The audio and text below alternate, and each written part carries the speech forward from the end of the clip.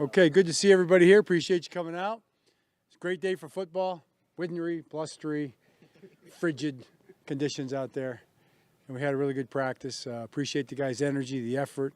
Very focused practice, and that's what we were looking for today, and that's what we'll be looking for the rest of this week through Saturday. So we're off and running, and we're going to work. What questions you have? How'd you enjoy your Monday night? I enjoyed it. Yeah, it's. I especially enjoyed it when they hit when they got the scramble play. JJ got the scramble play out and hit Colston on the crossing route. Then they scored. I was really happy about that. But I was really just proud of Jim. I think that team, their faith, the connection they have with one another. They truly are a family. I think Jim talked about his football family and his family at home. Those two things are something we talk about here. Being 100% committed to both of those two things will take you far. And that team is kind of epitomizes that. So congratulations to Michigan. Congratulations to my brother. John, you don't get to kind of take in a game of that magnitude like that as a fan too often. I don't know when the last time was, but how different was that experience and how fun was it for you? It was different and fun. I mean, I tell you, I was really taken with the crowd. I mean, it was on the sideline for a little while. Gave Jim a little hug there, then got up into the stands and was with our family. And the stadium was just rocking. It was stuffed with people, half and half. And really, so when Michigan's defense was on the field, their fans were just screaming at the top of their lungs. It was deafening. Then when Washington's defense was on the field, their fans were screaming at the top of their lungs, and it was deafening. So it was deafening the whole time.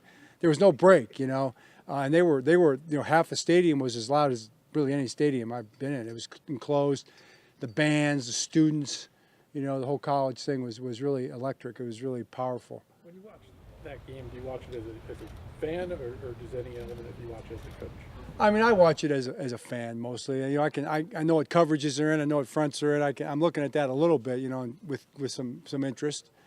But more than that, I'm probably just a little nervous, and hoping for good outcomes, as a fan, just like a fan would. What did you say when you tapped him on the sideline? It looked like he was really locked in and maybe didn't know what was going on when it first happened. I think it's funny because I've been asked that, and I forget what we talked about, to be honest with you, but he did kind of looked up and he went, "Oh, John, hey," it's like they might have said you made it, but it was just great. It was well, what happened was I'd been down there for about 5 or 10 minutes of the game, and they were going and he was working.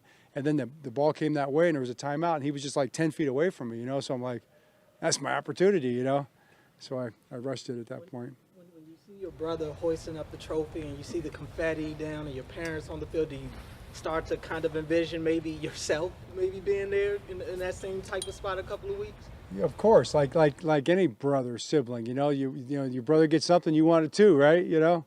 And you do though. I think just from and Eric had mentioned that too afterwards when we were walking off the field.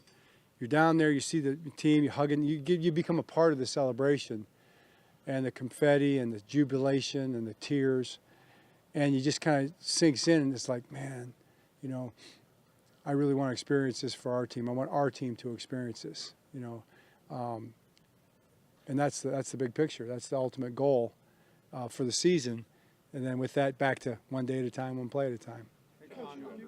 Get a tattoo to honor a team or a season? I kind of I told my wife and daughter, they get first dibs on the tattoos, probably choices, but a Super Bowl championship would be pretty tempting, no doubt. John, getting back to this team, just as soon as the season ended, you've had at least 3 assistants have the permission requested from other teams. Right.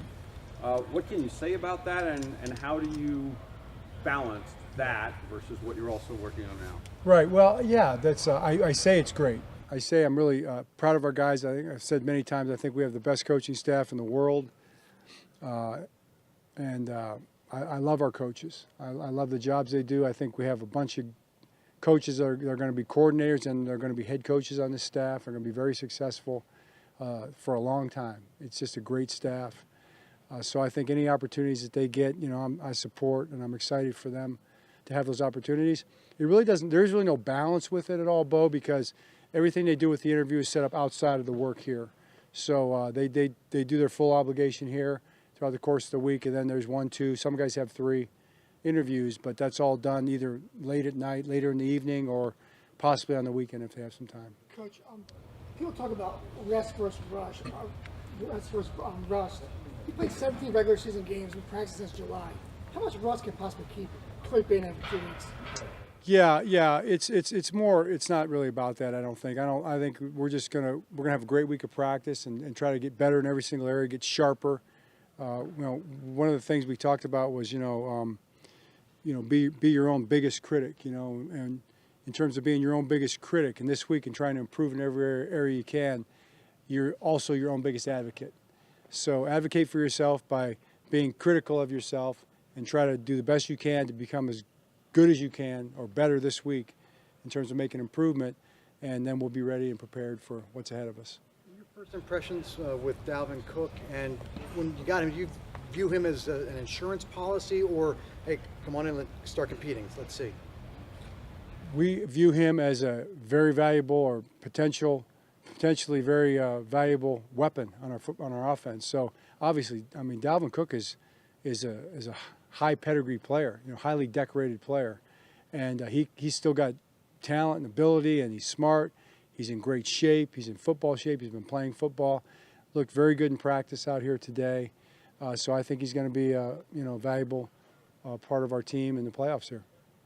Do you start to look this week at all as potentially who you could face, or is that too much coming at you? And also on that, if you do, is it helpful the ones that you've already seen? Yeah.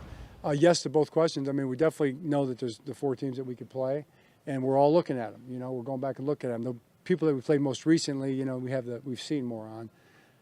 People we haven't played, like Houston, we haven't played for a while. We've got to obviously get to work on, but that's kind of what the coaches are doing. We're looking at every single possible team we could play, and building ideas for those games. John, on that note, Joe Flacco leading the Browns this weekend. How do you approach that? I mean, are you sort of cheering for the man? Are you, do you separate his performance from what you want for the Browns? How does that work? Yeah, I love Joe, and we've texted back and forth a number of times since then. It's been fun. I'm happy for him and for his family. I'm excited for him, and it really doesn't matter what team you got someone playing for. I always say I never been.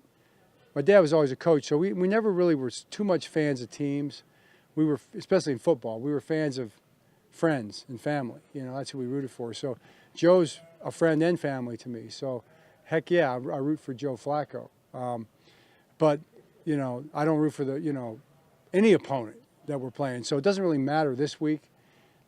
We'll play whoever wins. We're taking on all comers, so to speak, and then. If it comes to that and we're playing Joe, and I know a lot of people on other teams too, whoever you're playing, they become the opponent, and you're trying to defeat the opponent by any means necessary. John, Michael Pierce had alluded to you planning to do a stadium walkthrough. Is that still the plan for Saturday? And I can't remember if that was something you did the last time you had the bye, but kind of what went into maybe doing that. Yeah, we're gonna have a practice on Saturday at the stadium, 1 o'clock. It's just it's a practice. It'd be the normal practice we would do here. We just actually kind of sat down and talked about it, and it came up in the conversation. Hey, how about we take it to the stadium just to keep a rhythm? I don't think we practiced on Saturday last time. That was a long time ago, but we didn't really practice on Saturday. But we thought that would kind of put us in more of a rhythm, in terms of the pace of possibly as if you were playing a game this weekend. 17 weeks, you practice to improve and focus on opponent as Steve has done. What's the practice mentality of this week when you don't have necessarily an opponent to focus on? Right. The mentality is to have to do our best, to have our best practice today, so that we can be best prepared for when the time comes, when our best is going to be required, which is a week from this weekend. So it's really focused on one play and one day at a time this week, stack up some good days, and be the best football team we can be coming out of these 4 practices, going into the preparation that we can. Is it good to know that the 4 teams that you could potentially play, you played all those teams at some point this season? 2 of them you played twice to this point. Right. Well, it is helpful. I mean, I think most teams are familiar with each other to some degree. You know, like if you haven't played somebody, it's a little tougher. But the fact that we played all 4 teams, everybody knows each other. You know, it's going to be about going out there and putting a great game plan together, of course, but just playing your best football. The excitement level of knowing you're going to be at home for this first game. You haven't had that in a while in the postseason. That advantage. Well, it's going to be great. I mean, being at home in any game is great. We love being at home here, and I'm looking forward to it. All right, thanks, Coach. Great, thanks.